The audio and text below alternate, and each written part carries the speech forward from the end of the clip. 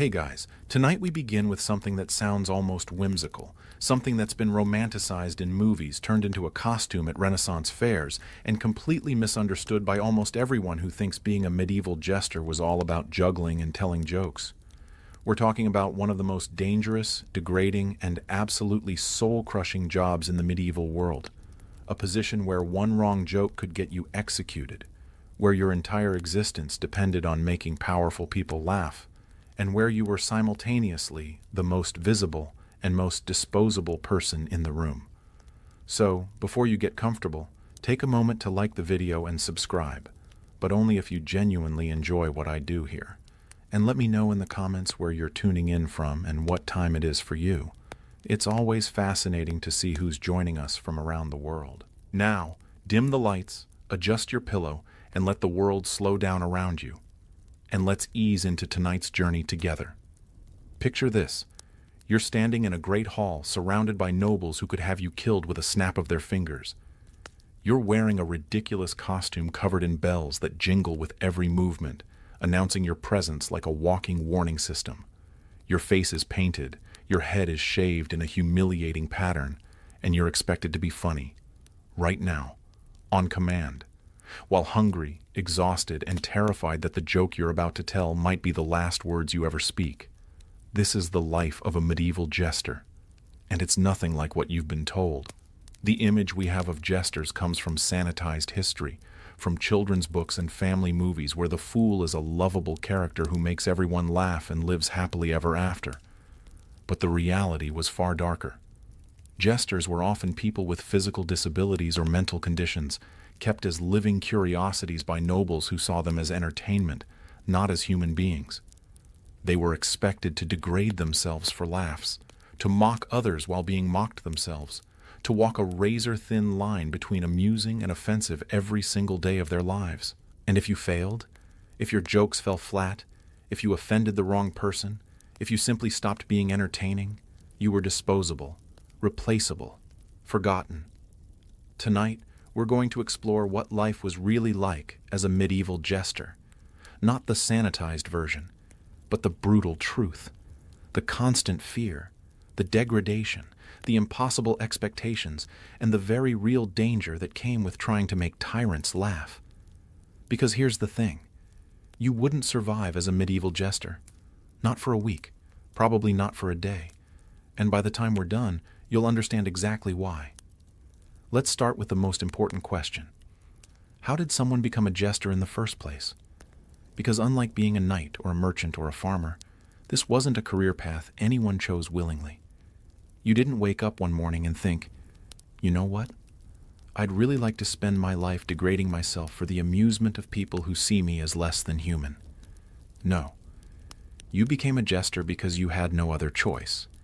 Because something about you made you different. And in the medieval world, different meant vulnerable. There were essentially two types of jesters, natural fools and artificial fools, and both paths to jestering were equally grim. Natural fools were people with physical disabilities, mental conditions, or developmental differences. If you were born with dwarfism, if you had a hunchback, if you had what we'd now recognize as Down syndrome or autism, if you had any condition that made you visibly different, you were at risk of being taken as a fool. Medieval society didn't have social services or disability support. If you were born different, your family had two choices. Try to care for you themselves, which was often economically impossible, or give you up. And nobles were always looking for new fools. They collected them like we might collect pets, keeping them for entertainment and novelty. Imagine being a child with a disability in a poor peasant family. Your parents can barely feed themselves, let alone a child who requires extra care. Then a nobleman's servant comes to the village looking for curiosities for his master's court. He sees you, offers your parents a small sum of money or perhaps just the promise that you'll be fed and housed, and suddenly you're being taken away from everything you've ever known. You're brought to a castle or manor house, and your new life begins. You're given a ridiculous costume, bells are sewn onto your clothes, and you're paraded in front of nobles who laugh at your appearance. You don't understand what's happening. You're just a child. But you quickly learn that making these people laugh means you get fed. Not making them laugh means you go hungry. This was the reality for many natural fools. They weren't performers in any meaningful sense. They were living curiosities, kept for their differences, expected to be amusing simply by existing. Their disabilities were the joke. And it wasn't just children. Adults with disabilities who couldn't find other work might end up as fools.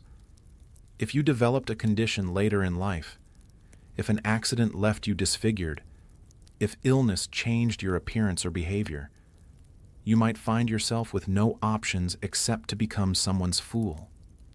The other path to jestering was as an artificial fool.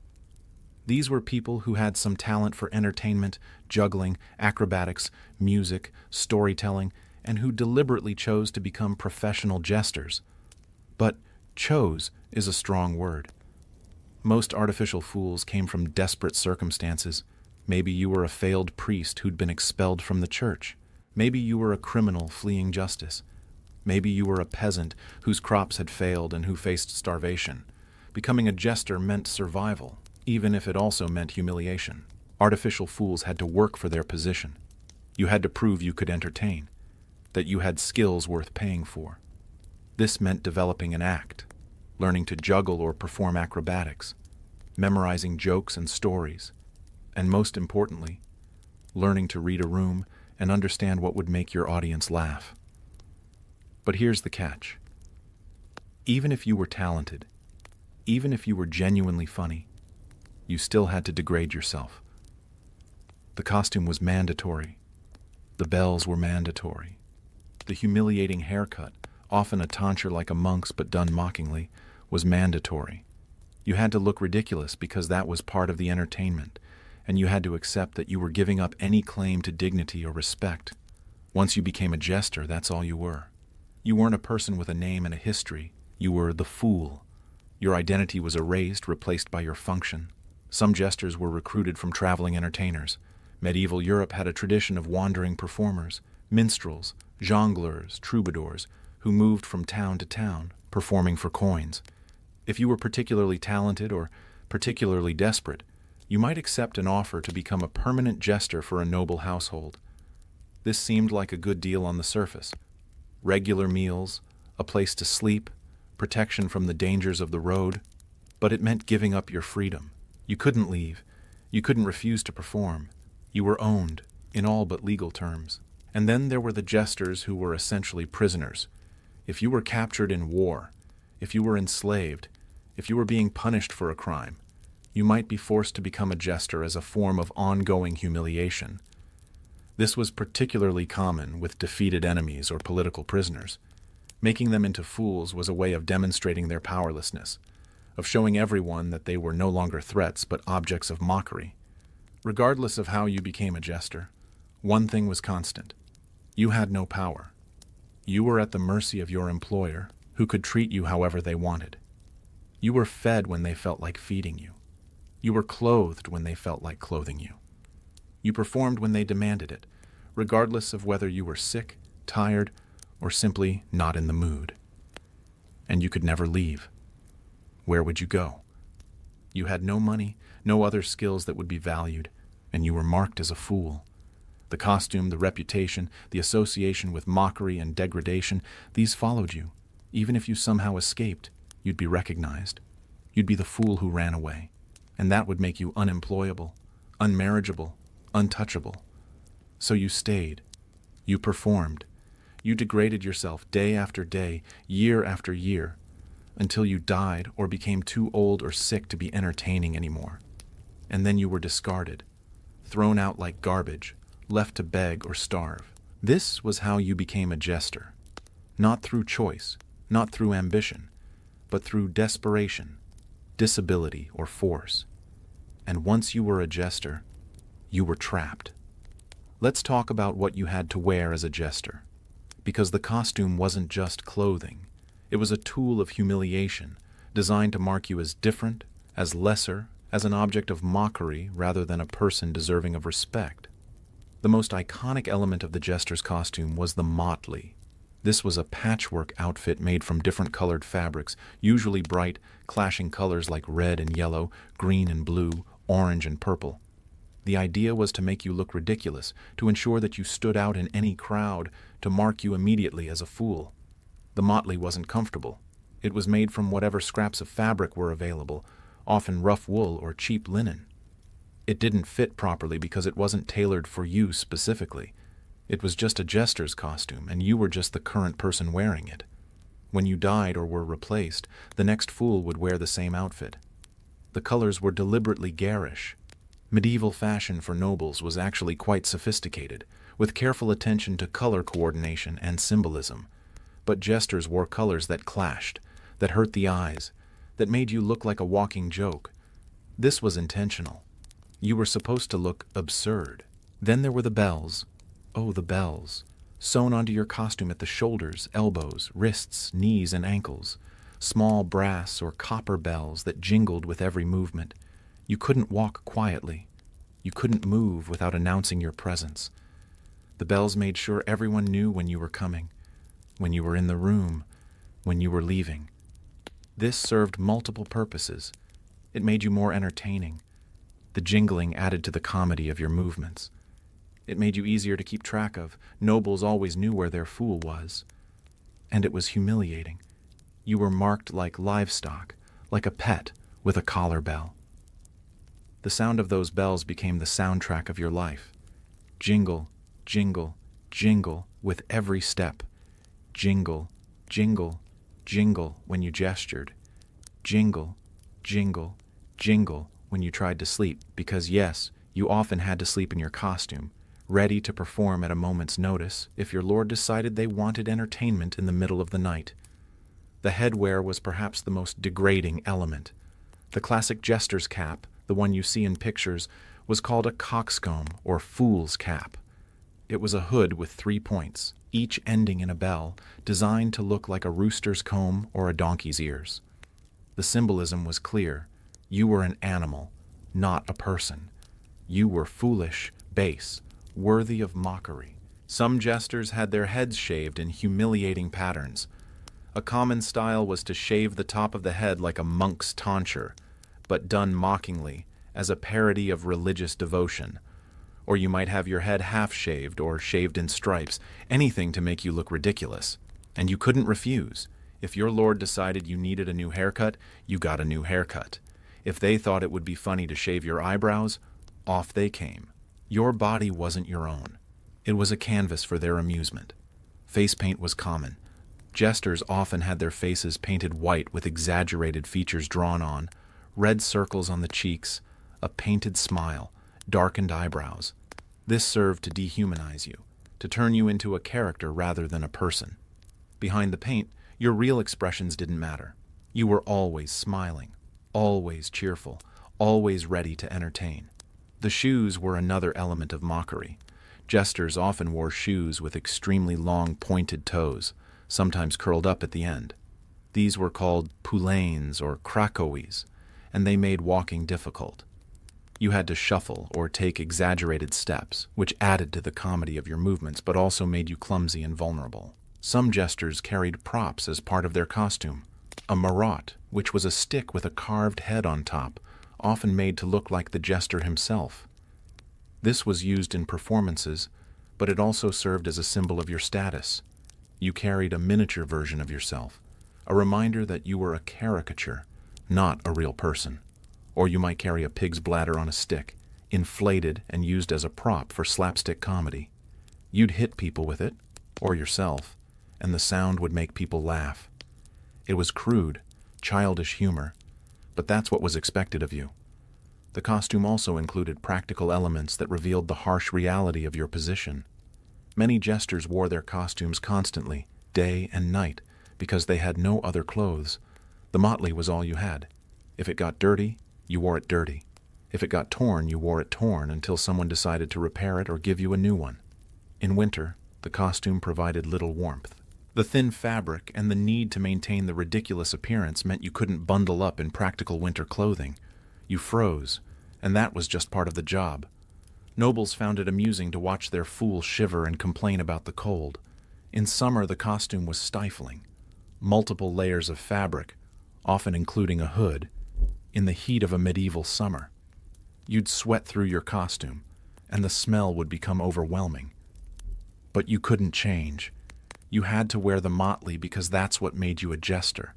The costume also marked you as a target. When you walked through a town or village, people recognized you immediately as a fool. Children would mock you, throw things at you, pull your bells. Adults would make jokes at your expense. You were public property, fair game for anyone's amusement. And you couldn't fight back. If you responded with anger, if you tried to defend yourself, you'd be punished. Jesters were expected to take mockery with good humor, to laugh along with the jokes made at their expense. Your humiliation was entertainment, and you had to participate in it willingly. The costume was also a form of control. It made escape impossible. If you tried to run away, you'd be immediately recognizable. The bright colors, the bells, the ridiculous appearance, you couldn't blend in. You couldn't disappear into a crowd. You were marked, branded as a fool, and that mark was impossible to remove. Even if you somehow got out of the costume, people who knew you would recognize you. Your face, your mannerisms, your reputation, these followed you. You were the fool, and that identity was permanent.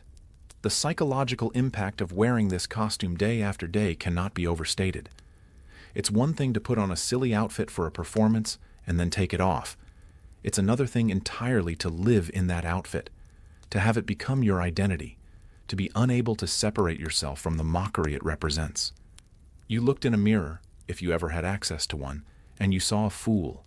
Not yourself, not the person you used to be, but a caricature, a joke, an object of mockery. And over time, that's what you became. The costume didn't just cover your body. It covered your identity, your dignity, your humanity. This was what you wore as a jester. Not just clothing, but a uniform of humiliation, designed to mark you as less than human, to ensure that you could never forget your place, and to make certain that everyone else saw you as nothing more than a source of amusement. Now let's talk about what you actually had to do as a jester, because the job wasn't just be funny, it was far more complex, far more demanding, and far more dangerous than that simple description suggests. First, understand that you were expected to be entertaining on command. Not when you felt inspired, not when you had good material, but whenever your lord wanted entertainment. This could be at a feast, during a boring afternoon, in the middle of the night when they couldn't sleep. You had to be ready to perform at any moment, regardless of how you felt. Imagine being woken up at 2 a.m. because your lord is drunk and wants to laugh. You're exhausted, you are finally sleeping. But now, you have to be funny. Right now. And not just mildly amusing. You have to make them laugh, really laugh, or you failed. The pressure was immense. Your entire existence depended on your ability to entertain. If you stopped being funny, if your performances became stale, if you failed to make your lord laugh, you were useless. And useless jesters were discarded. So what did you actually do? The answer varied depending on your skills and your lord's preferences, but there were several common elements. Physical comedy was a staple. Pratfalls, slapstick, exaggerated movements. You'd trip over your own feet, run into walls, fall off chairs. You'd make your body do ridiculous things, contorting yourself, making funny faces, moving in ways that looked absurd. This was physically demanding and often painful. You'd bruise yourself, strain muscles, occasionally break bones, but you had to keep doing it because that's what made people laugh. Your pain was entertainment. Juggling was a common skill. You'd juggle balls, clubs, knives, sometimes even dangerous objects like torches or axes. The danger was part of the appeal. Nobles loved watching you juggle sharp objects because there was always the possibility that you'd mess up and hurt yourself. And if you did, that was even funnier. You had to practice constantly to maintain your skills. Drop a ball during a performance and you'd be mocked. Drop a knife and cut yourself, and people would laugh at your incompetence. There was no room for error, but also no sympathy when errors occurred. Acrobatics were another common element. Cartwheels, handstands, flips, tumbling. You had to be physically fit and coordinated, able to perform these moves on demand. And you had to do them in your ridiculous costume, with bells jingling, often on hard stone floors that offered no cushioning when you fell. Music was expected. Most jesters could play at least one instrument, usually something portable like a lute, a pipe, or a drum. You'd play during feasts, providing background music, or you'd perform songs, often with humorous or bawdy lyrics. But you couldn't just play well. You had to play in a way that was entertaining, which often meant playing badly on purpose, hitting wrong notes, making exaggerated gestures. Competence wasn't funny. Incompetence was. Storytelling was a crucial skill. You had to know jokes, riddles, funny stories, and be able to deliver them well. But medieval humor was different from modern humor. It was often crude, focused on bodily functions, sexual innuendo, and mockery of others. You had to memorize hundreds of jokes and stories, and you had to know which ones would work for which audiences. A joke that made knights laugh might offend clergy. A story that amused your lord might bore his guests. You had to read the room constantly, adjusting your material on the fly. And you had to make it seem effortless. If you appeared to be struggling, if you seemed nervous or uncertain, that broke the illusion. You had to project confidence and joy, even when you were terrified and miserable. Then there was the most dangerous part of your job, mockery and satire. Jesters were given a unique privilege in medieval society. You were allowed to mock people, to make jokes at the expense of nobles, clergy, even the king himself. This was called the jester's privilege, and it was both your greatest asset and your greatest danger. The idea was that jesters could speak truth to power, could say things that others couldn't, because you were a fool and therefore not taken seriously. You could point out a king's mistakes, mock a noble's vanity, or criticize a policy, and it would be laughed off as foolishness rather than punished, as insubordination. But this privilege was a trap, because while you were theoretically allowed to mock anyone, in practice, you had to be incredibly careful. Mock someone too gently, and your joke fell flat. Mock someone too harshly, and you'd be punished. The line between amusing mockery and offensive insult was razor thin, and it moved constantly depending on the mood of your audience. You had to understand politics, personalities, and power dynamics. You had to know who was in favor and who was falling out of favor. You had to understand which topics were safe and which were dangerous. And you had to make these calculations in real time, while performing, while everyone was watching. One wrong joke could end your career or your life. Mock a noble who's secretly planning a rebellion, and you might be killed to keep you quiet. Mock a king on a day when he's in a bad mood, and you might be executed for insolence. The jester's privilege was real, but it wasn't absolute, and it wasn't reliable. Some jesters became skilled at using their position to influence politics. They'd mock the king's enemies, making them look foolish and undermining their credibility. They'd praise the king's allies, making them seem wise and capable. They'd shape public opinion through humor, all while pretending to be nothing more than a fool. But this was incredibly dangerous. If you were caught playing politics, if someone realized you were using your position to advance an agenda, you'd be seen as a threat, and threats were eliminated. You also had to deal with the fact that your audience was often drunk. Medieval feasts involved enormous amounts of alcohol, and drunk nobles were unpredictable. They might find you hilarious one moment and decide to beat you the next. They might demand you perform the same joke over and over, or they might get angry if you repeated yourself. Drunk people also had a tendency to involve you in their entertainment in ways you didn't want. They'd throw food at you, push you around, make you the butt of their jokes. And you had to go along with it, laughing and pretending to enjoy the abuse, because that's what was expected. You were also expected to be available constantly. You didn't have set working hours. You didn't get days off. If your lord wanted entertainment, you provided it, regardless of whether you were eating, sleeping, or sick. And you had to maintain your energy and enthusiasm. You couldn't let your exhaustion show. You couldn't be grumpy or irritable. You had to be on all the time, always ready with a joke, always smiling, always entertaining. The mental and emotional toll of this was enormous. You were performing constantly, never able to relax, never able to be yourself. You were always the fool, always playing a role, always aware that your survival depended on your ability to make people laugh. And the worst part? You had to make it look easy. You had to make people believe that you loved your job, that you were naturally funny, that entertaining them was your greatest joy. Any hint that you were struggling, that you were unhappy, that you resented your position, would undermine the entertainment and make you less valuable. So you smiled, you joked, you performed, day after day, year after year, until the mask became your face, and you forgot who you'd been before you became a fool. Let's dig deeper into the most dangerous aspect of being a jester, the mockery.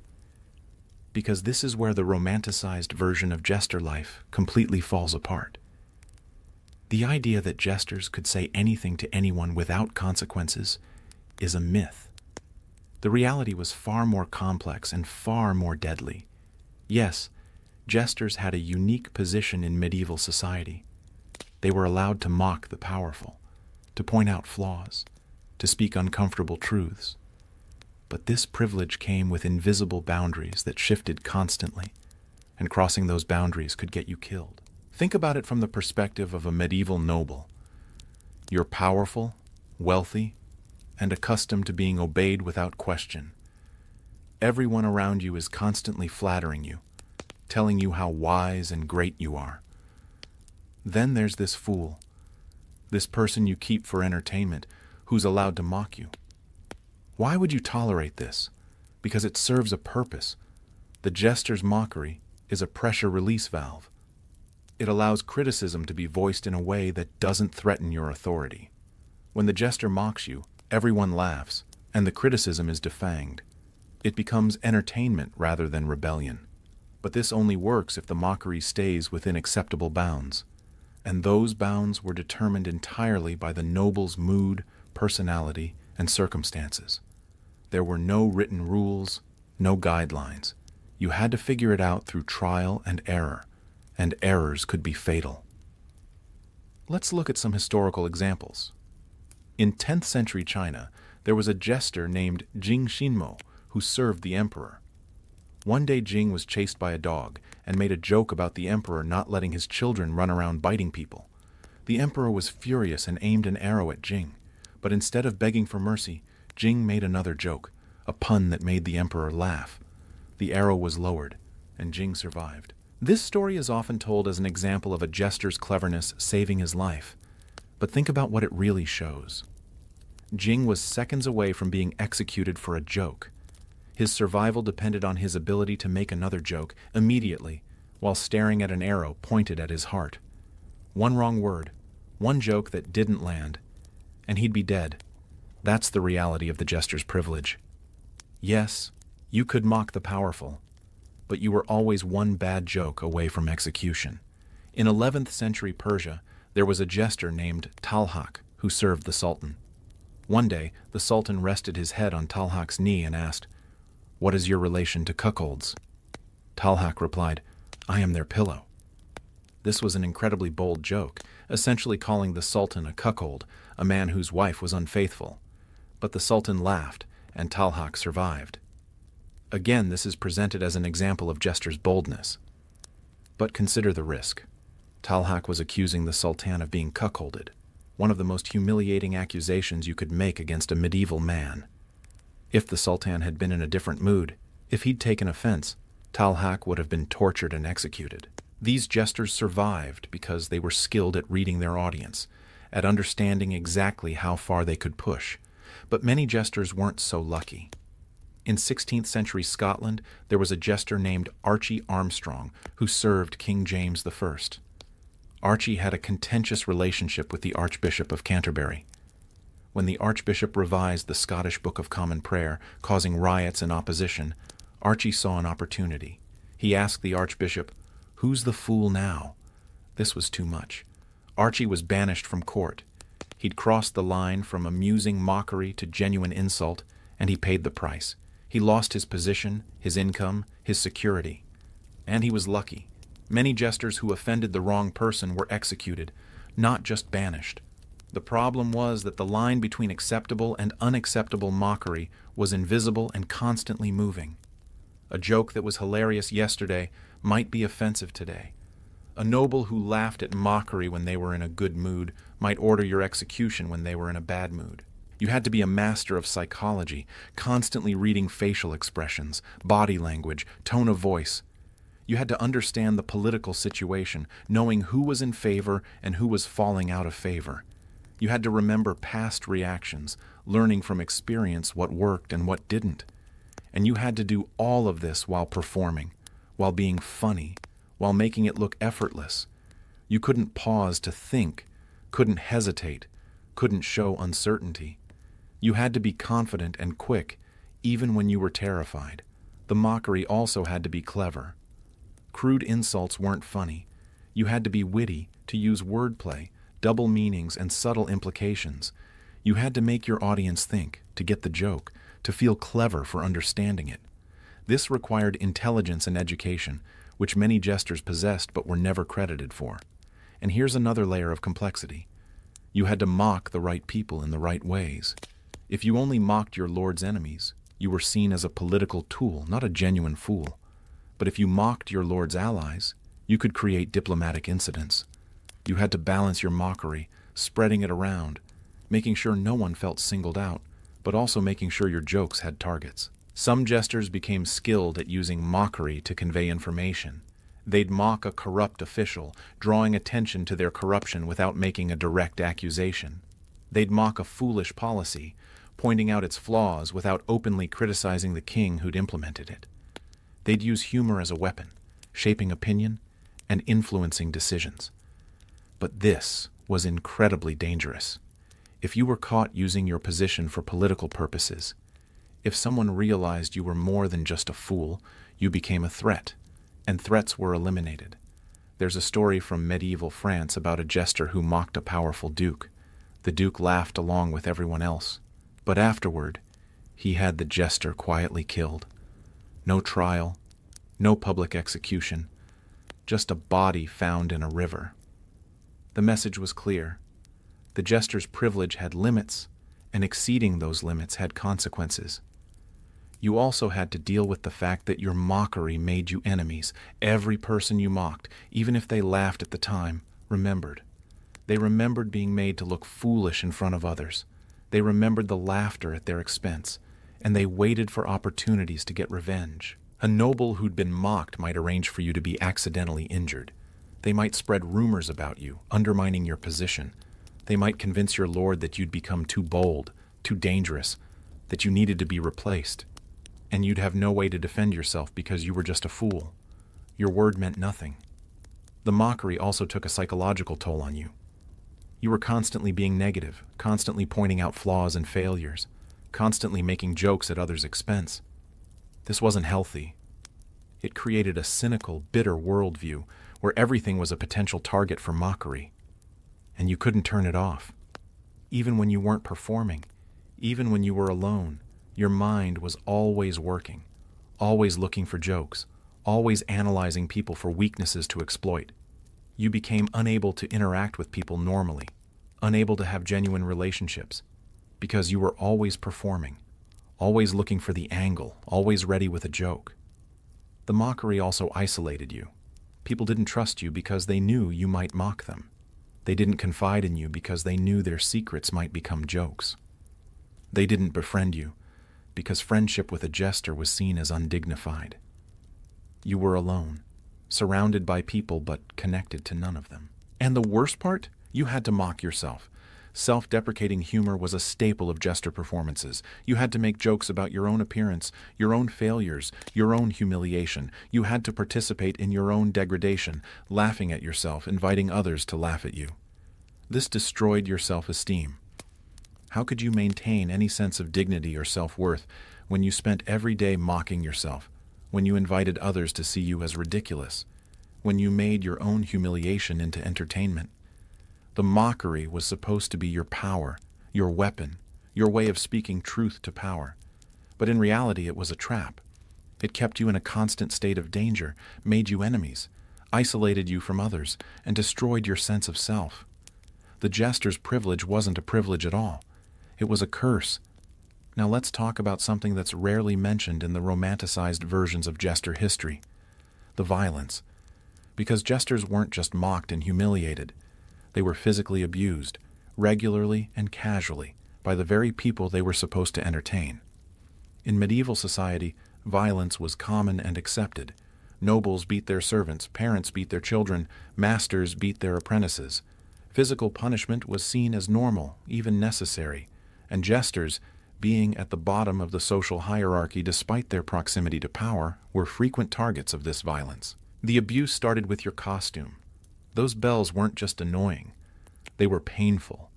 The constant jingling created a low-level sensory assault that never stopped. The sound was always there, always in your ears, always reminding you of your status. Over time, this could drive you to distraction, making it hard to think, hard to sleep, hard to maintain your sanity. The costume itself could be used as a tool of punishment. If you displeased your lord, they might add more bells, making the noise even worse. Or they might make you wear a heavier costume, or one that was deliberately uncomfortable, with rough fabric that chafed your skin or tight bindings that restricted your movement. But the real violence was more direct. Nobles thought it was funny to hit jesters. A slap across the face, a punch to the stomach, a kick when you were down. This wasn't punishment for wrongdoing. It was entertainment. They'd hit you and laugh at your reaction, at your pain, at your attempts to maintain your composure. You couldn't fight back. If you raised a hand to defend yourself, if you showed anger, you'd be severely punished or killed. You had to take the abuse with good humor, laughing along, pretending it didn't hurt, making jokes about your own pain. Food was often used as a weapon.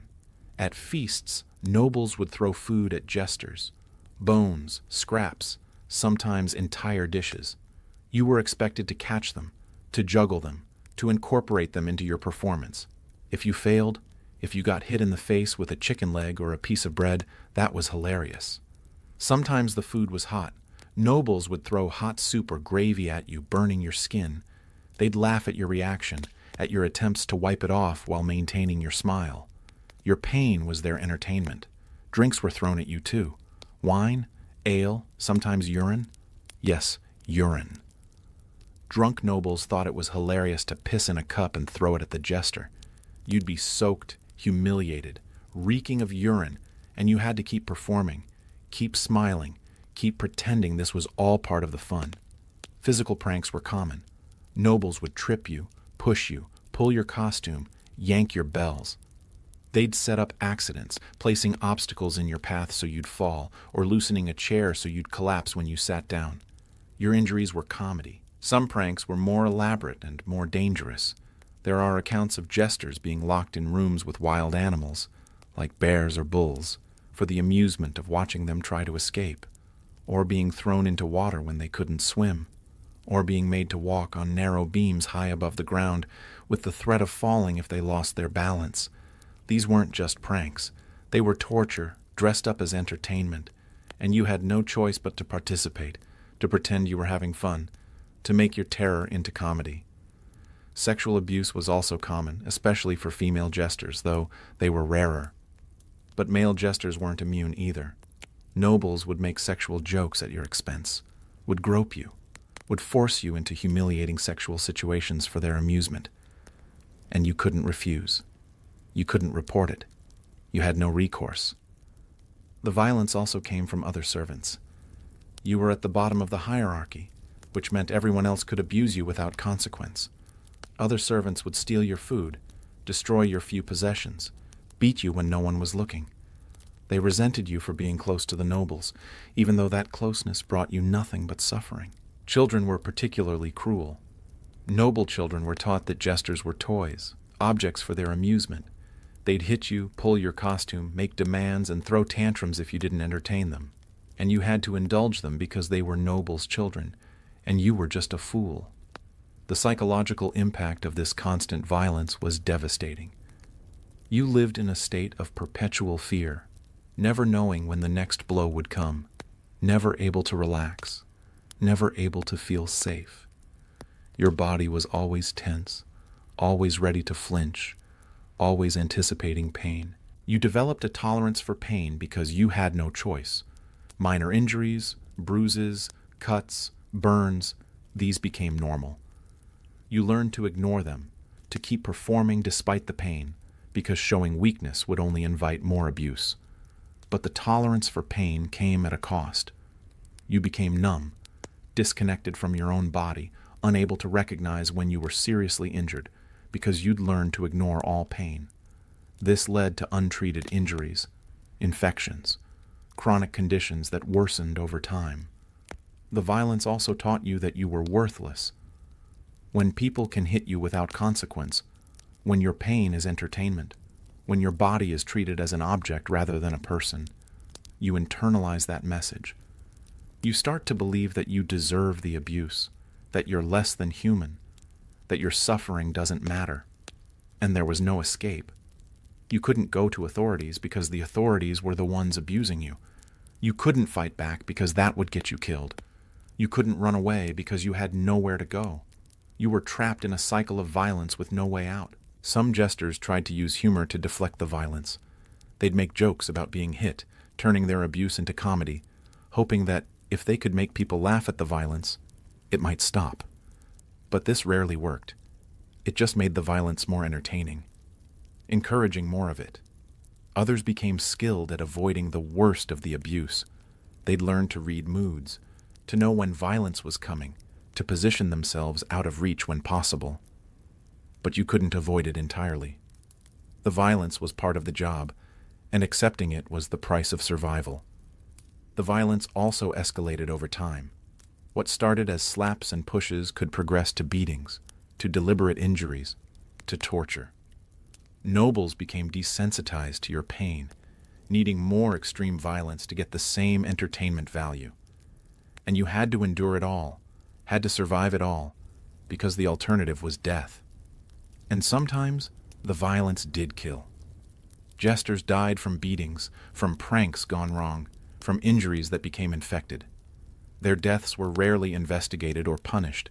They were just fools, easily replaced, not worth the trouble of seeking justice. This was the reality of violence as a jester. Not occasional, not rare, but constant, casual, and accepted. Your body was not your own. It was a toy for nobles to play with, to break, to discard when they were done. And you had to endure it all with a smile, because that's what jesters did. Let's talk about the basic necessities of life as a jester: food, shelter, and hygiene. Because even these fundamental needs were sources of humiliation and suffering. Food was one of the primary ways your status was reinforced. You didn't eat with the nobles. You didn't even eat with the regular servants. You ate scraps, leftovers, whatever was thrown to you or left behind after everyone else had finished. At feasts, you'd perform while others ate. You'd watch them consume elaborate meals, multiple courses, rich foods, fine wines. Your stomach would be growling, your mouth watering, but you couldn't eat. You had to entertain. And if you showed hunger, if you looked longingly at the food, that was funny. Your deprivation was entertainment. When the feast was over, when the nobles had eaten their fill and left the hall, then you could eat.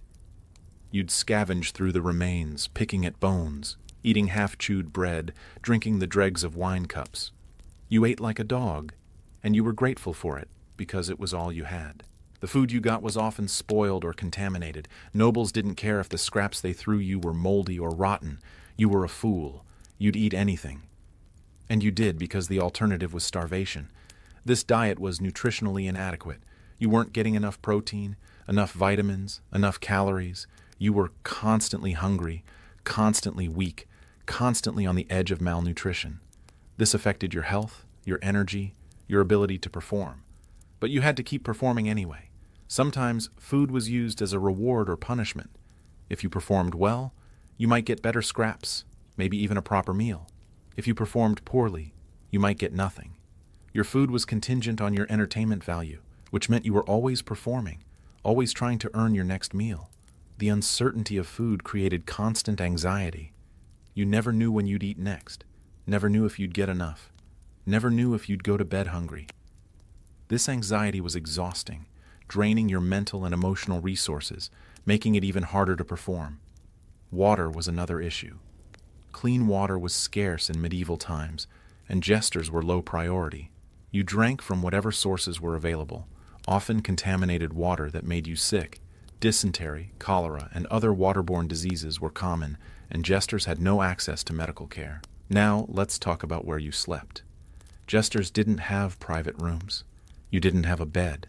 You slept wherever there was space, often in hallways, in corners, in storage rooms. You might have a pile of straw or a thin blanket, but often you just slept on the floor in your costume, ready to perform if called upon in the night. The sleeping arrangements were cold in winter and hot in summer. Medieval buildings were drafty, poorly insulated, and uncomfortable. You'd freeze in winter, huddling in your thin costume, trying to find warmth. In summer, you'd sweat and suffer, unable to escape the heat. You had no privacy. Other servants walked past you, stepped over you, woke you up. You couldn't lock a door because you didn't have a door. You couldn't secure your possessions because you didn't have possessions. Everything you had could be taken at any time. Sleep was constantly interrupted. If your lord wanted entertainment in the middle of the night, you had to wake up and perform. If there was a disturbance, if someone needed something, you might be woken up to help or to get out of the way. You never got a full night's sleep, never got to rest properly. The chronic sleep deprivation affected everything: your mood, your health, your cognitive function, your ability to perform. You were always tired, always struggling to stay alert, always fighting the urge to just collapse and sleep. But you couldn't. You had to keep going. Hygiene was another major issue. Bathing was rare in medieval times, but it was especially rare for jesters. You might go weeks or months without a proper bath. You'd wash your face and hands when you could, but full body washing was a luxury you rarely experienced. Your costume became filthy. The fabric absorbed sweat, food stains, dirt, and worse. It started to smell, a rank odor that followed you everywhere. But you couldn't wash it because you didn't have another costume to wear while it dried. So you wore it dirty, and the smell became part of your identity. The lack of hygiene led to health problems: skin infections, lice, fleas, rashes, sores. You were constantly itching, constantly uncomfortable, constantly dealing with minor ailments that never quite healed because you couldn't keep clean. Lice were particularly bad. They infested your hair, your costume, your bedding. They bit you constantly, causing itching and irritation. You'd try to pick them out, but they always came back.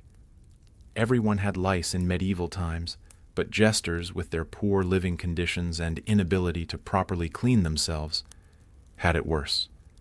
Dental hygiene was non-existent. You never brushed your teeth. You never saw a dentist. Your teeth rotted, causing pain and infections. Many jesters lost teeth young, which affected their ability to eat and speak clearly. But you had to keep performing, even with a mouth full of rotten teeth and constant pain. Illness was common and often untreated. If you got sick, you had to keep working. There was no sick leave, no medical care, no rest. You performed while feverish, while in pain, while barely able to stand. And if you couldn't perform, if you were too sick to be entertaining, you were useless. The combination of poor food, inadequate sleep, lack of hygiene, and constant stress meant that jesters were chronically unhealthy. You were always dealing with some ailment, some discomfort, some pain. Your body was breaking down slowly but steadily, and there was nothing you could do about it. The living conditions also affected your mental health. The constant discomfort, the lack of basic necessities, the inability to care for yourself properly. All of this created a sense of helplessness and despair. You were trapped in a body that was falling apart, in conditions that were slowly killing you, with no hope of improvement. And you had to hide all of this. You had to appear healthy, energetic, happy. You couldn't show weakness, couldn't complain, couldn't let anyone see how much you were suffering. The mask of the cheerful fool had to stay in place, even as you were dying inside. This was daily life as a jester. Not just performing, not just being funny, but surviving in conditions that were designed to degrade and destroy you. Every day was a struggle just to meet your basic needs, and those needs were never fully met. You were always hungry, always tired, always dirty, always uncomfortable. And you had to pretend that everything was fine, that you were happy, that this was the life you wanted. Now we need to talk about something particularly dark: the children and disabled people who were forced into jestering. Because while some jesters were adults who chose the profession out of desperation, many were people who had no choice at all, who were taken as children or exploited because of their disabilities. Let's start with the children. In medieval society, children were not protected the way they are today. They were seen as small adults, expected to work, expected to contribute, and often exploited. And children who were different, who had disabilities or unusual appearances, were particularly vulnerable. Imagine you're a child born with dwarfism in a medieval village.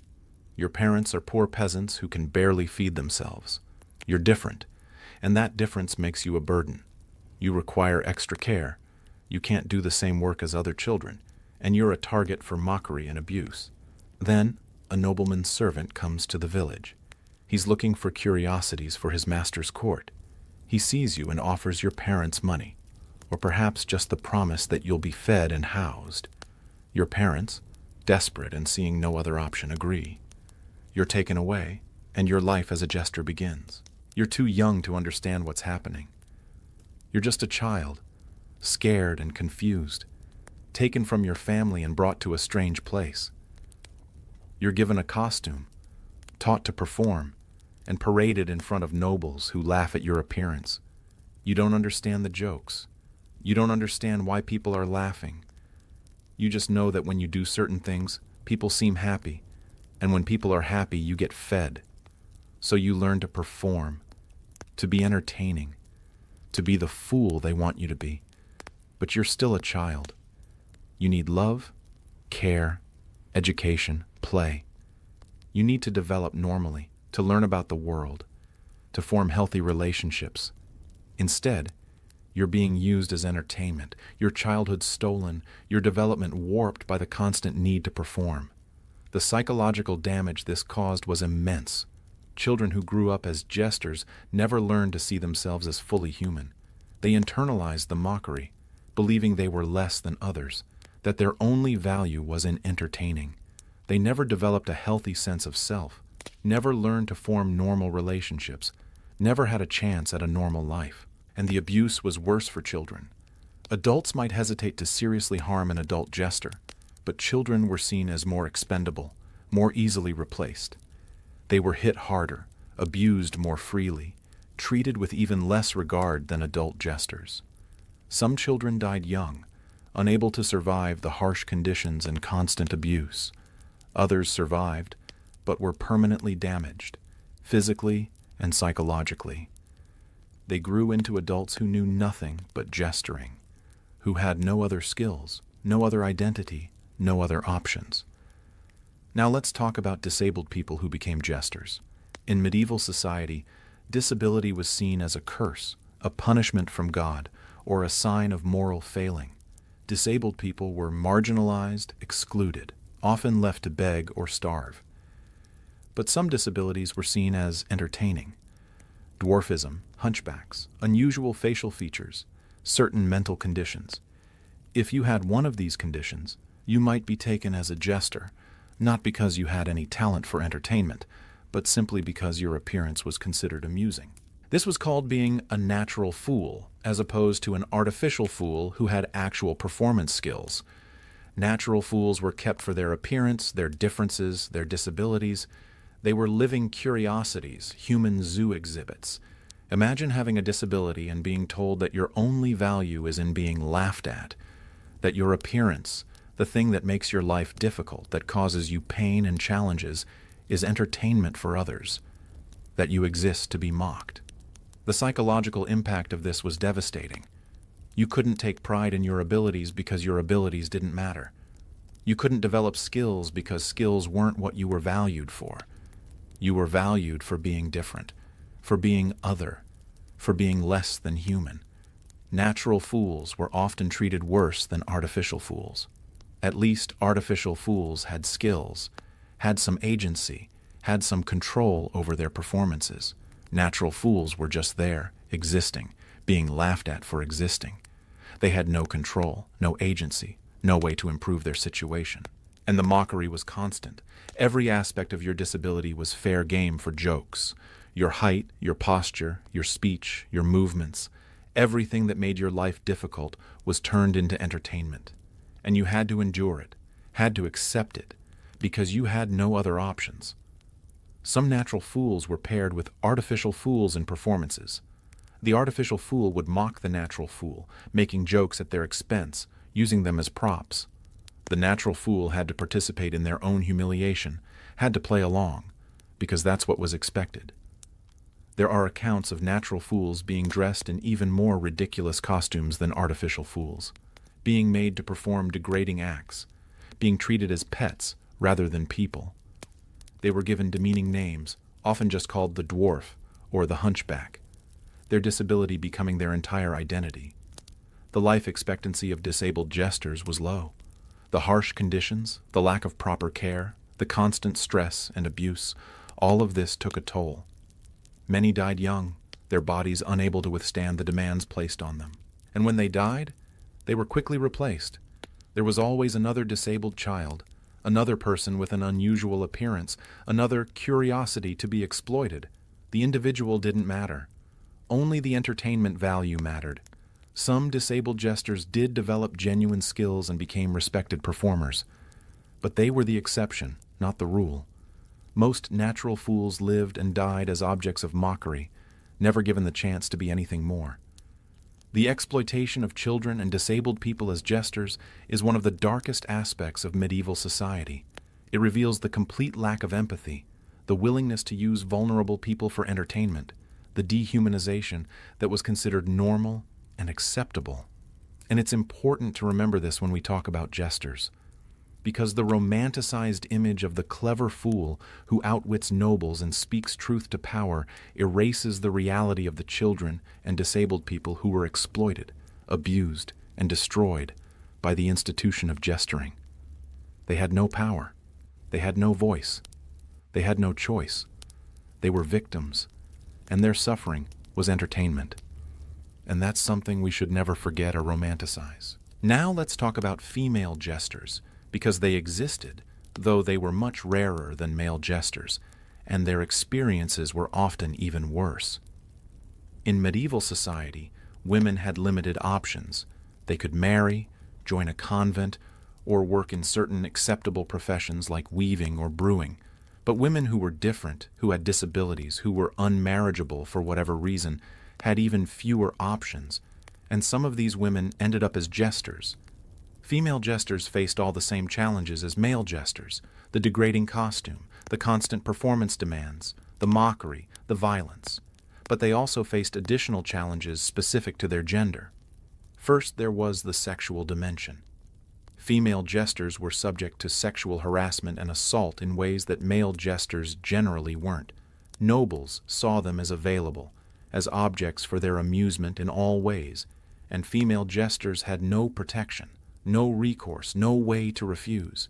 The sexual abuse was often framed as part of the entertainment.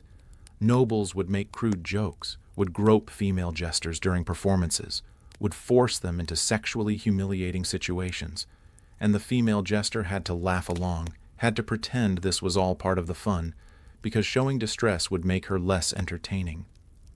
Some female jesters were essentially kept as sexual slaves, their jestering duties secondary to their availability for sexual exploitation. They were called jesters, but they were really concubines, used and abused by nobles who faced no consequences for their actions. Pregnancy was a constant risk. Female jesters who became pregnant faced impossible choices. They couldn't stop performing, couldn't rest, couldn't care for themselves properly. Many miscarried due to the harsh conditions and continued physical demands. Those who carried to term often died in childbirth, lacking proper medical care. If a female jester did give birth, the child was often taken away. Nobles didn't want to deal with a jester's baby. The child might be killed, abandoned, or if they had any unusual features, kept as a future jester. The mother had no say in what happened to her child. Female jesters also faced unique forms of mockery. Their appearance was constantly criticized. They were mocked for being too fat or too thin, too ugly or too pretty. Their femininity was either exaggerated for comedy or denied entirely. They couldn't win. Any aspect of their appearance or behavior could be turned into a joke. The costume for female jesters was often more revealing or more degrading than for male jesters. They might be forced to wear clothing that exposed their bodies, that sexualized them, that made them objects of lust as well as mockery. The line between jester and prostitute was often blurred or erased entirely. Female jesters also had to navigate the complex social dynamics of medieval courts, where women's positions were always precarious. They had to avoid making enemies of noble women who might see them as threats or rivals. They had to manage the jealousies and politics of the court while also being entertaining. Some female jesters were married women whose husbands had died or abandoned them. Without male protection, they had few options for survival. Becoming a jester might have been the only way to avoid starvation or prostitution, but it meant giving up any remaining dignity, any hope of remarriage, any chance at a normal life.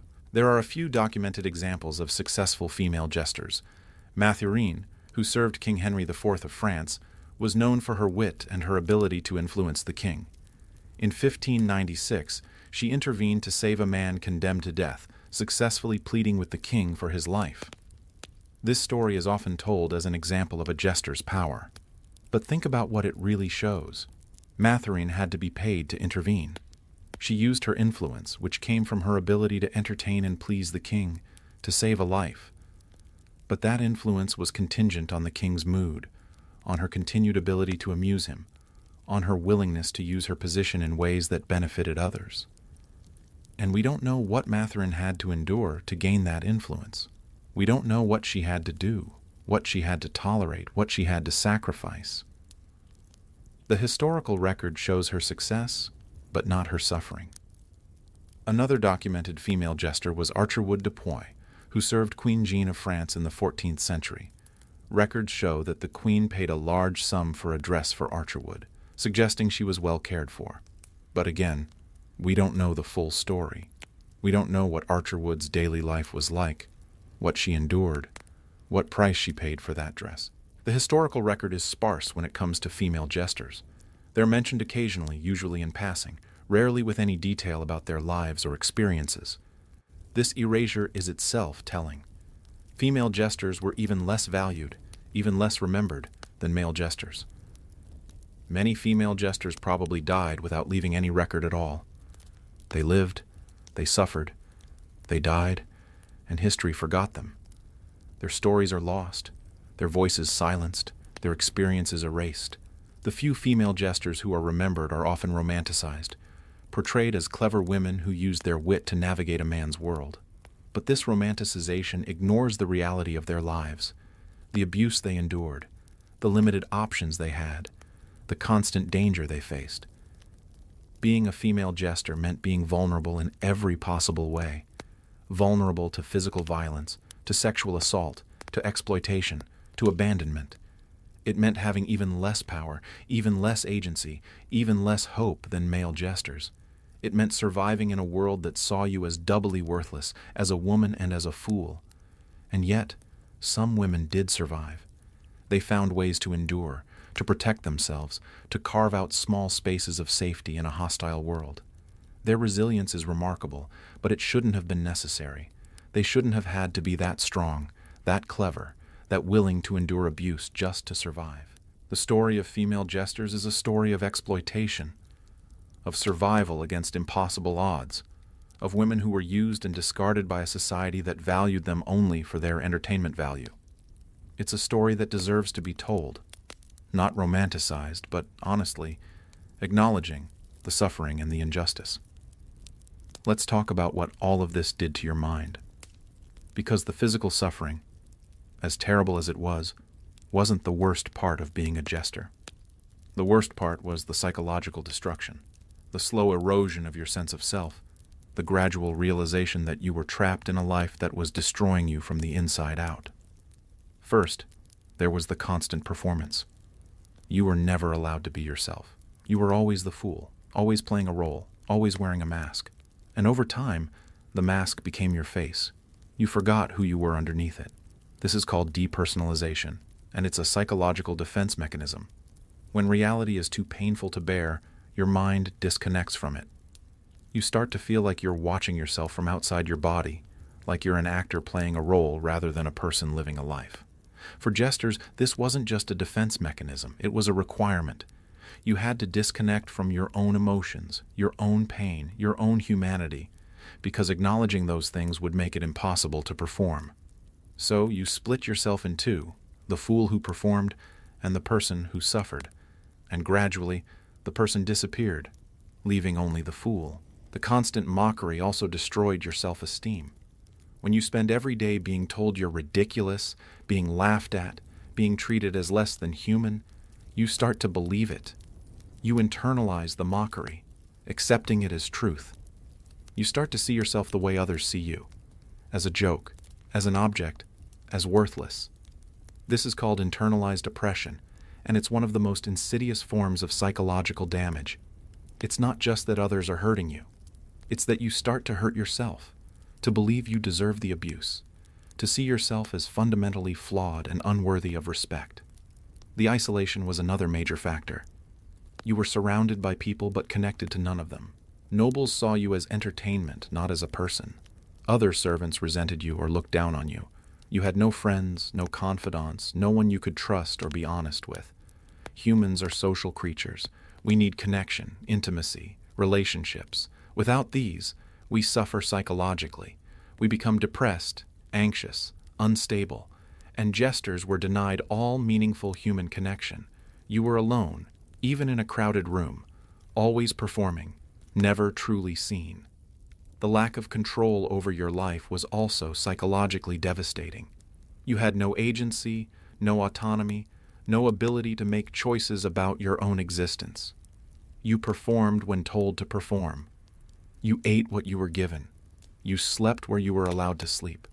Every aspect of your life was controlled by others. This learned helplessness is a psychological condition where you stop trying to change your situation because you've learned that nothing you do makes a difference. You become passive, accepting abuse and suffering without resistance, because resistance is futile. This is what happened to many jesters.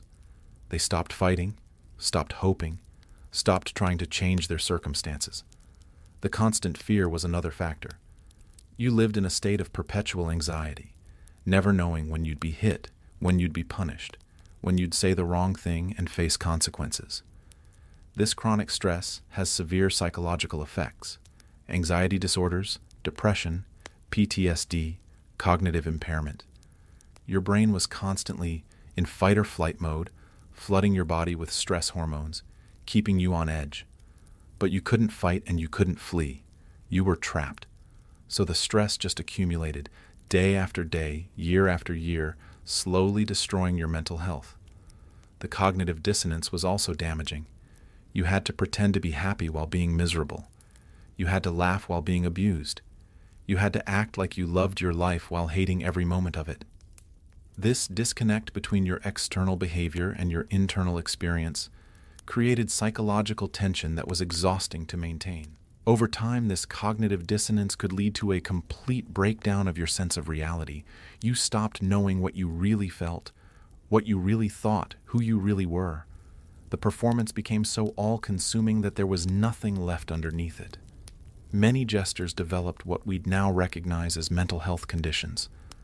Depression was almost universal. How could you not be depressed when your life was constant suffering with no hope of improvement? Anxiety disorders were common, driven by the constant fear and uncertainty. PTSD developed from the repeated trauma of abuse and violence. Some jesters developed dissociative disorders, where they'd lose time, forget events, or feel disconnected from their own bodies. This was a way of coping with unbearable reality, but it also made their lives even more difficult and confusing. Substance abuse was common among jesters who had access to alcohol.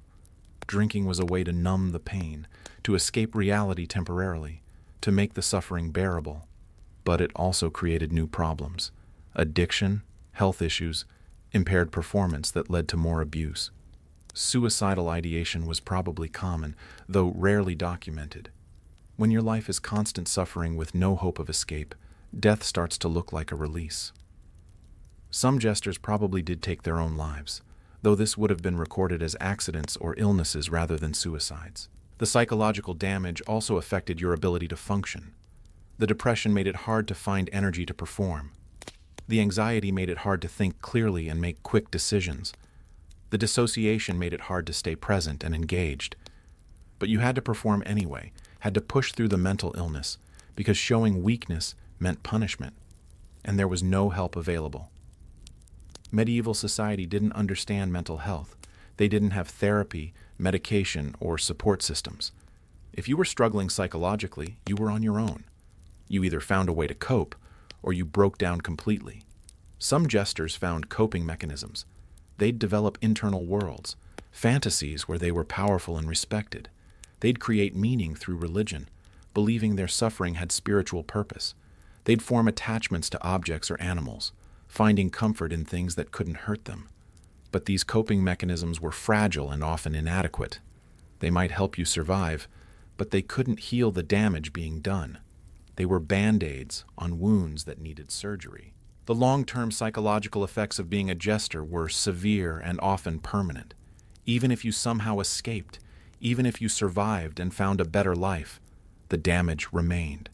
You'd carry the trauma, the learned helplessness, the damaged self-esteem, the difficulty forming relationships for the rest of your life. Many former jesters probably never recovered. They'd spent so long being degraded, being treated as less than human, that they couldn't see themselves any other way. They'd internalized their role so completely that they couldn't imagine being anything else. This is the psychological reality of being a jester. Not just the physical suffering, not just the social degradation, but the complete destruction of your sense of self, your mental health, your ability to function as a whole person. The job didn't just hurt your body, it destroyed your mind, slowly and systematically, until there was nothing left but the fool.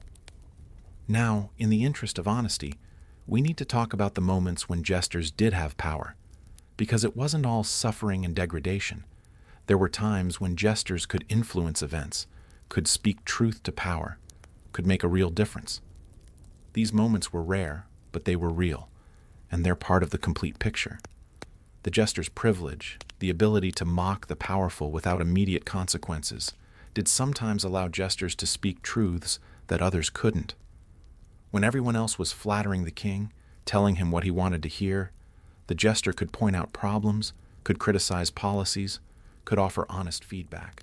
There's a story from medieval France about a jester who saved a magistrate's life. The magistrate had angered the king by asking him to stop trampling farmland during hunting expeditions. The king was furious and had the magistrate brought before him for punishment. The jester intervened, facetiously suggesting that the magistrate be executed immediately and that the king should let the peasants starve rather than harvest their crops, all so the king could hunt freely. The absurdity of the jester's suggestion made the king realize how unreasonable his own anger was. He laughed, pardoned the magistrate, and presumably stopped trampling farmland. The jester had used humor to defuse a dangerous situation and save a life. This is the kind of story that gets told about jesters. And it's true. It happened. But notice what it required. The jester had to be incredibly clever, had to perfectly read the king's mood, had to frame his criticism in a way that was amusing rather than offensive. One wrong word, one miscalculation, and the jester would have been executed alongside the magistrate. These moments of power were high-wire acts, requiring perfect timing, perfect delivery, and perfect understanding of the political situation. And they were rare. For every time a jester successfully influenced a decision, there were hundreds of times when they had no influence at all, when they were ignored, dismissed, or punished for trying. Some jesters did become trusted advisors to their lords. They'd be consulted on important matters, their opinions valued, their insights respected, but this was always contingent on their continued ability to entertain. The moment they stopped being funny, their influence evaporated. There's also the question of whether this influence was worth the cost. Yes, some jesters could occasionally save lives or influence policies, but they paid for this influence with their dignity, their health, their freedom, their entire lives. Was it worth it? That's a question each jester would have had to answer for themselves. Some jesters used their position to gather information. Because they were present at feasts and private meetings, because nobles spoke freely around them assuming they were too foolish to understand or too powerless to matter, jesters heard things. They learned secrets, understood political machinations, knew who was plotting what. This information could be valuable. Some jesters sold information to interested parties. Others used it to protect themselves, knowing which nobles to avoid, which alliances were forming, which way the political winds were blowing. A few used it to influence events, carefully leaking information or making jokes that shaped public opinion. But this was incredibly dangerous. If you were caught spying, if someone realized you were using your position to gather intelligence, you'd be seen as a threat, and threats were eliminated. The jester's privilege didn't protect you if you were caught playing politics. There are also stories of jesters who accumulated wealth. Some were paid well for their services, receiving gifts from grateful nobles or payment for special performances.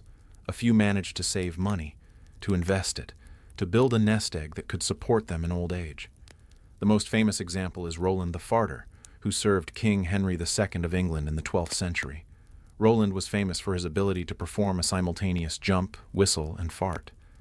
This act was so beloved that the king granted him a manor and 30 acres of land. Roland retired wealthy, living off the income from his estate. This is an incredible success story, and it's often cited as evidence that jesters could prosper. But notice how rare this story is. It's famous precisely because it was so unusual. For every Roland who got a manor, there were thousands of jesters who died poor and forgotten. And even Roland had to degrade himself to earn that manor. He spent years performing a fart act, being known primarily for his ability to break wind on command. Yes, he got wealthy, but at what cost to his dignity and self-respect? Some jesters also found meaning in their work. They genuinely enjoyed entertaining people, making them laugh, bringing joy to others. They took pride in their skills, in their ability to juggle or tell jokes or perform acrobatics.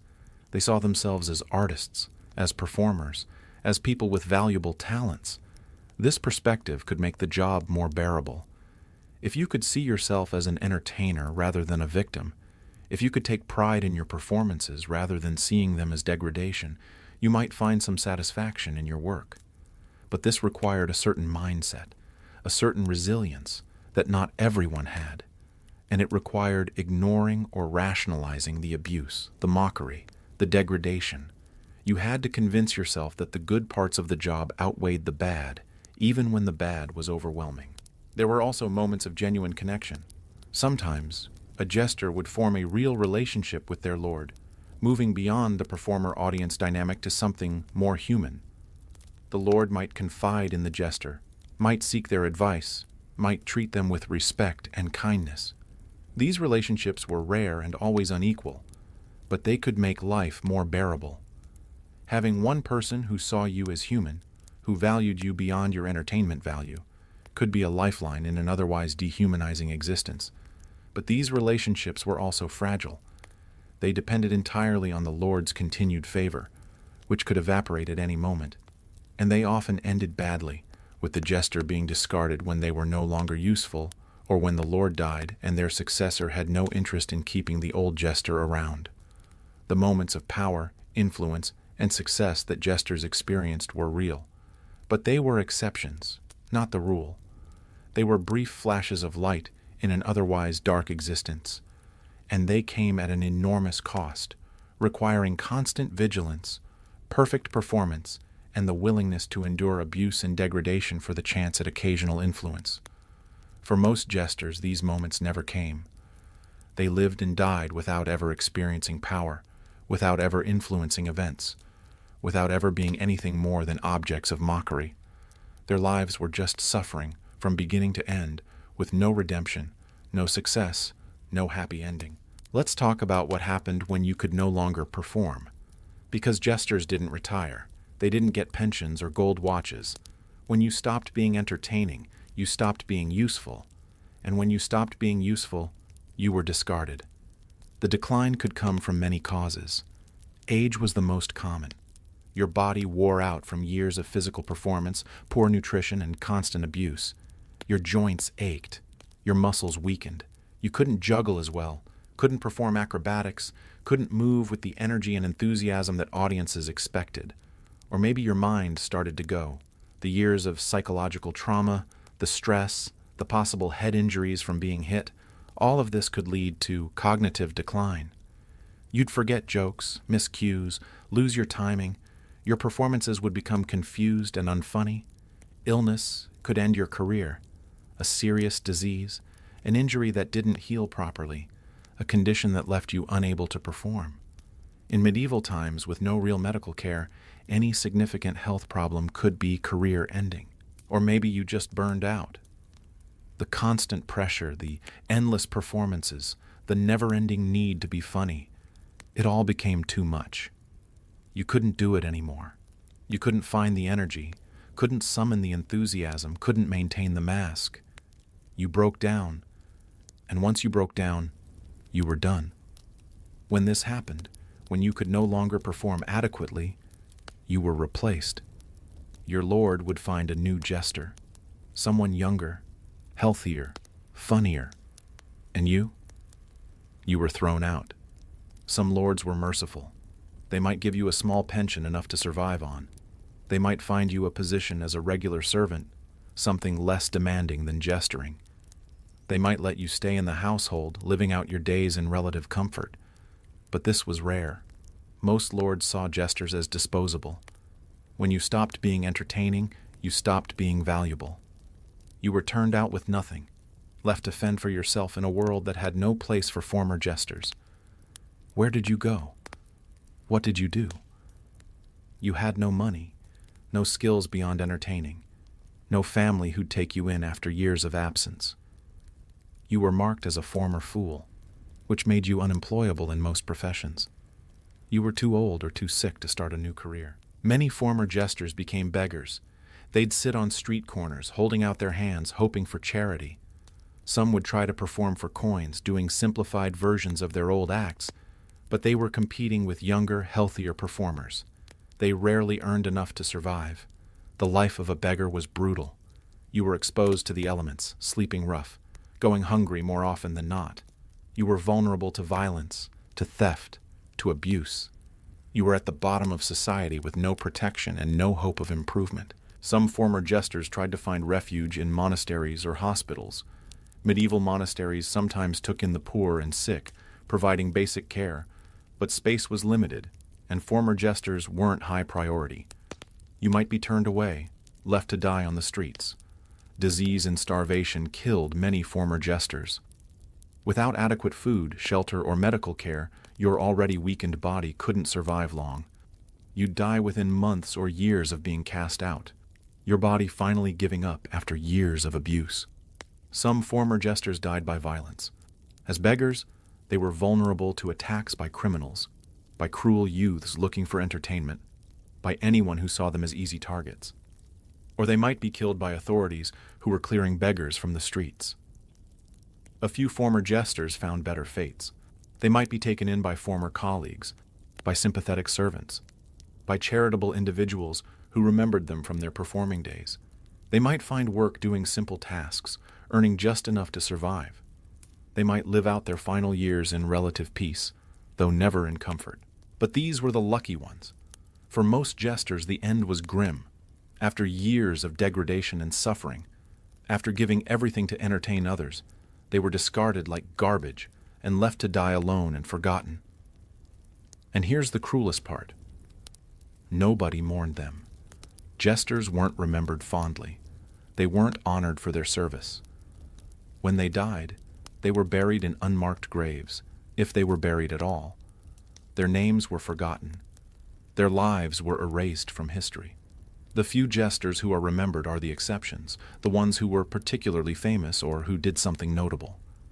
But for every jester whose name survived in historical records, there were hundreds or thousands whose names were lost, whose lives left no trace, who suffered and died without anyone caring or remembering.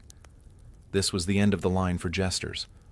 Not a comfortable retirement, not a peaceful old age, but abandonment, poverty, and death. The job that had consumed your entire life, that had taken everything from you, gave you nothing in return.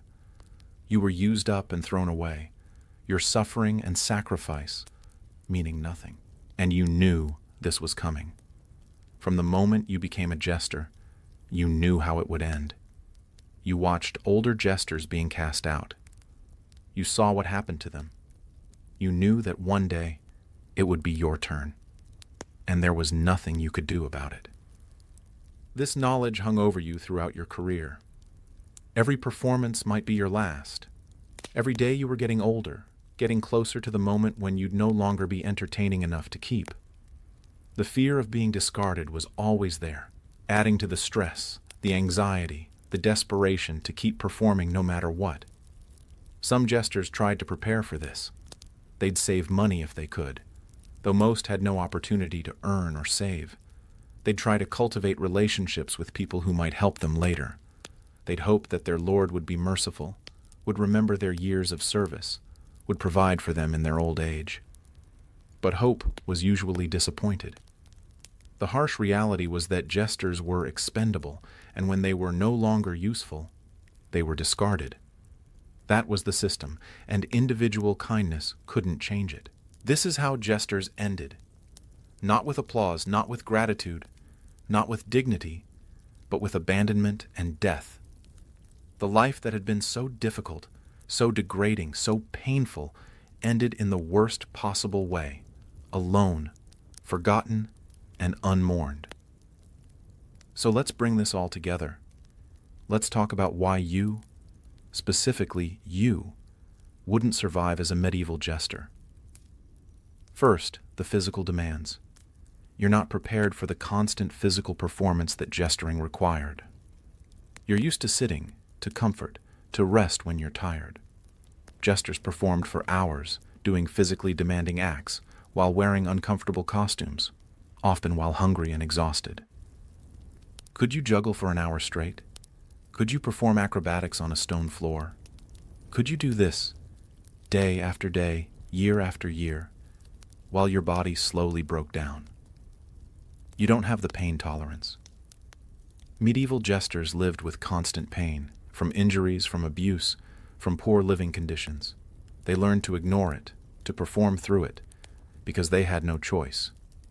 But you're used to painkillers, to medical care, to being able to rest when you're hurt. The first time you were seriously injured and had to keep performing, you'd break down. You're not used to hunger. Jesters were chronically underfed, living on scraps and leftovers. You're used to regular meals, to eating when you're hungry, to having enough food. The constant hunger, the weakness, the obsessive thoughts about food, you couldn't handle it. The sleep deprivation would destroy you. You're used to sleeping 7 or 8 hours a night, in a comfortable bed without interruption. Jesters slept on floors, in their costumes, and were woken up whenever their lord wanted entertainment. The chronic exhaustion, the inability to think clearly, the constant fatigue, it would break you within days. The lack of hygiene would make you sick. You're used to daily showers, to clean clothes, to basic sanitation. Jesters went weeks without bathing, wore filthy costumes, lived in unsanitary conditions. You'd develop infections, skin conditions, diseases. Your body, used to modern cleanliness, couldn't handle medieval filth. The violence would traumatize you. You've probably never been hit in your life, never been physically abused, never been in a situation where violence was constant and unpredictable. The first time a noble slapped you for entertainment, the first time you were beaten for a failed joke, you'd be psychologically shattered. You don't have the performance skills. Jesters spent years developing their acts, learning to juggle, to perform acrobatics, to tell jokes, to read audiences. You have none of these skills. You couldn't entertain a medieval audience. Your jokes wouldn't land. Your performances would be inadequate. You'd be seen as useless and quickly replaced. You can't handle the mockery. You're used to being treated with basic respect, to having your dignity acknowledged. Jesters were mocked constantly. Their appearance, their actions, their very existence turned into jokes. The psychological impact of constant mockery, of being seen as less than human, would destroy your self-esteem and your mental health. The isolation would break you. You're used to having friends, family, people who care about you. Jesters had none of this. They were alone, surrounded by people but connected to none of them. The loneliness, the lack of meaningful human connection, would drive you to despair. You can't live without hope. Jesters knew their situation would never improve, that they'd never escape, that they'd die poor and forgotten. You're used to having goals, to believing your life can get better, to having hope for the future. Without hope, without any possibility of improvement, you'd lose the will to survive. The cognitive dissonance would drive you mad. You'd have to pretend to be happy while being miserable, to laugh while being abused, to act like you loved your life while hating every moment.